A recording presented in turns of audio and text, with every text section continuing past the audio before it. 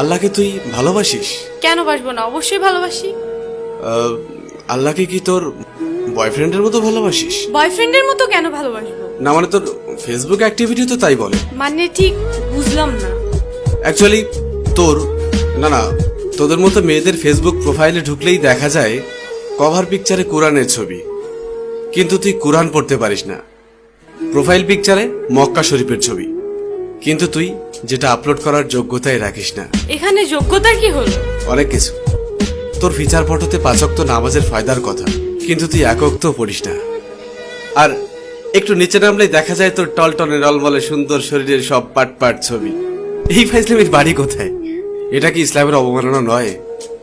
দেখ, তোর মুখে কি আল্লাহর নামটা মানায়? তাহলে আমি কার নাম নিব? আমি মুসলিম, আমি তো আল্লাহ নামই নিব। না, তুই বা তোরা মুসলিম না। এই যে বললাম, শুধুমাত্র এদেশে মুসলিম বেশি, তাই